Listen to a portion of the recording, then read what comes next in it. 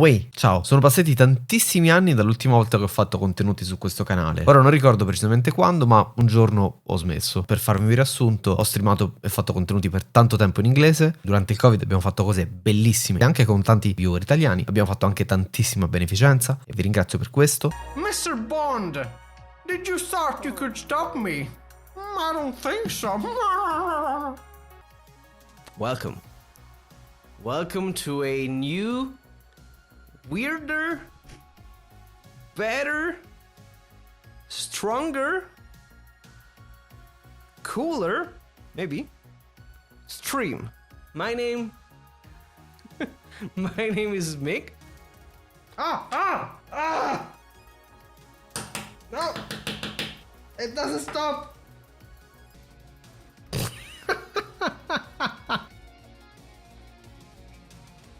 Wait, what's chromatic aberration? Okay, Google.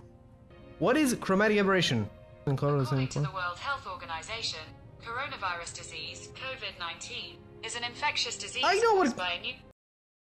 Poi a un certo momento ho iniziato a fare qualche piccolo contenuto in italiano e poi mi è passata completamente la voglia di fare tutto e ho smesso completamente. E che cosa ho fatto in tutto questo tempo oltre invecchiare? Diciamo che ci sono alcuni progetti di cui non vi posso ancora parlare, altri di cui invece vi devo e vi posso parlare. Come alcuni di voi sapranno, già da un po' sono entrato a far parte della redazione di Nerdando. Ci trovate su nerdando.com e su tutti i social dove scrivete Nerdando. E lì mi sono occupato per circa un anno di creare content video, reel, YouTube, eccetera, eccetera, che fossero a base a tema di Dungeons and Dragons, una delle mie grandissime passioni. Il riscontro dei fan è stato onestamente fantastico, quindi se mi conosci per quei reel ti ringrazio tantissimo, perché effettivamente abbiamo fatto tantissime cose e voi le avete sempre sostenute tutte. Purtroppo però per un periodo mi sono dovuto assentare, quindi non ho fatto content per un po', ma se state guardando questo video sono già riusciti e usciranno altri content su i social di Nerdando, quindi andate lì a guardarli, mettete i cuoricini e tutte quelle cose carine che avete sempre fatto. Ovviamente guardate anche il content degli altri colleghi perché sono fantastici anche loro,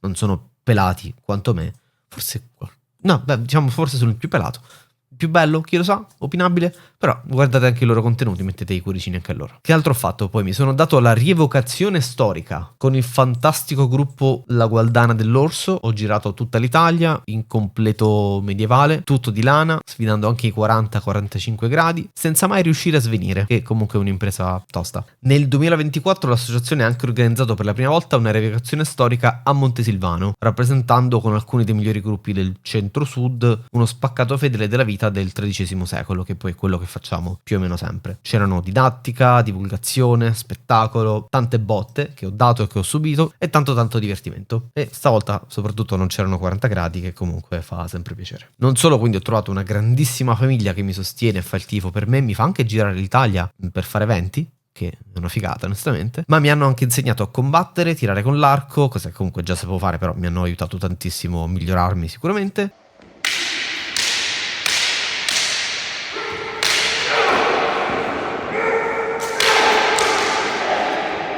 Un altro e forse l'ultimo grande progetto che nel 2024 mi ha portato via un pochettino di tempo, ma di cui sono fierissimo, è Caffè e Videogiochi, un podcast nato da Andrea di Inglese e Videogiochi, che lo trovate su Instagram, ai vari link che metterò nello sbabam. Praticamente è un podcast che non è un podcast, noi semplicemente andiamo a fare colazione una volta a settimana in genere, registriamo tutto il percorso, tutta la colazione con il vario casino che c'è in sottofondo di gente che fa colazione nei tavoli vicino a noi, fino poi a uscire fuori da fare colazione e parlare ancora, parlando di videogiochi, di un pochettino anche di localizzazione, perché è quello che fa un po' anche la pagina Inglese Videogiochi, e news del gaming eccetera eccetera. Questo con un approccio veramente poco professionale ma ricco di qualità e contenuto. Questo perché? Perché abbiamo detto basta con i soliti Jeff Keighley della situazione, basta con gli studi pettinati, l'audio che si sente bene, noi vogliamo i bambini che corrono, le mamme che li sgridano, il rumore della tazzina e del cucchiaino quando giro lo zucchero, Caetano dove vai Caetano,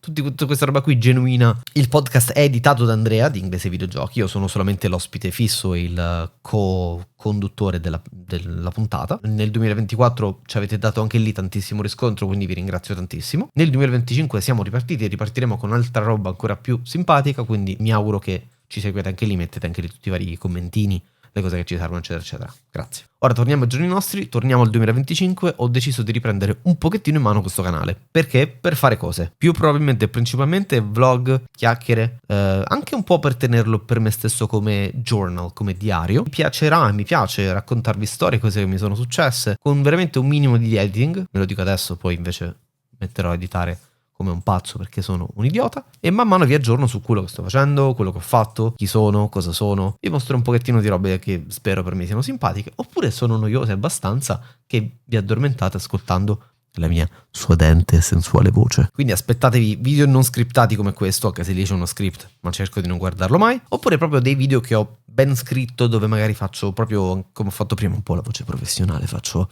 anche una sorta di intro in cui vi racconto le cose che sono successe. Tipo vi potrei raccontare di come sta andando la mia dieta, effettivamente in camera si vede forse ancora meglio, la camera inganna però. Oppure vi potrei raccontare della prima volta che ho incontrato il mio primo hater, di quando facevo i contenuti in inglese e quando ci credevo che volevo fare il content creator. Quella è una storia molto interessante. Vi potrei anche raccontare di come sta andando la mia campagna di D&D, quello che sto facendo con D&D personalmente, quindi un po' di mia esperienza in Dungeons and Dragons, che come ho detto è una delle mie più grandi passioni. Infatti qui ho diversi manuali, non so se li potete vedere, comunque ci sono tantissimi manuali, forse non li potete vedere, non lo so. Insomma, io di roba da raccontarvene ve ne ho tanto.